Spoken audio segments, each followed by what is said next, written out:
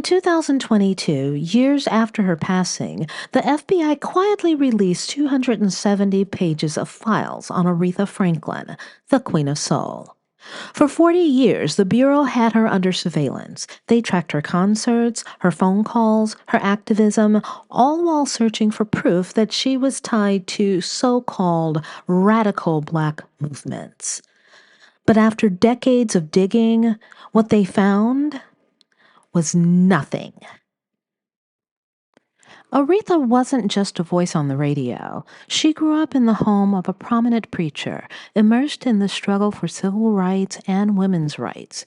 She gave money to keep civil rights organizations afloat, sometimes covering entire payrolls. She sang at benefits and stood proudly with leaders like Dr. Martin Luther King Jr. She was once quoted as saying, "Angela Davis must go free. Jail is hell to be in. I know you got to disturb the peace when you can't get no peace."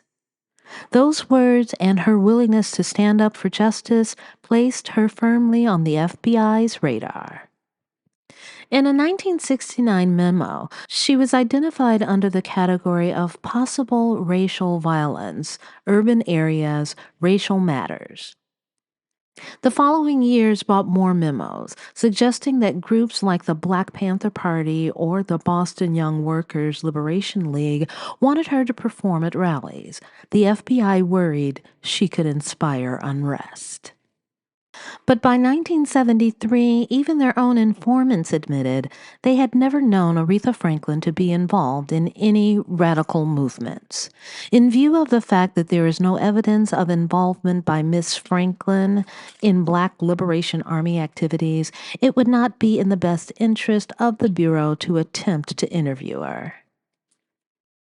The files stretched beyond politics. They include strange accusations like a 1976 note trying to link her name to an extremist group in Dominica, or even bizarre accusations of death threats, including one man impersonating an FBI agent demanding $1 million from her. And decades later, in the 2000s, the FBI even helped her legal team investigate online bootleggers selling her performances illegally. So after 40 years of surveillance, what did the FBI actually prove? Nothing. Aretha Franklin was no radical conspirator. She was a singer, a fighter, and a supporter of justice. Her songs like Respect and Natural Woman became the true anthems of social change.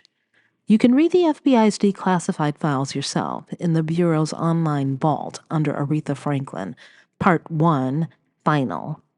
vault.fbi.gov /Aretha Franklin.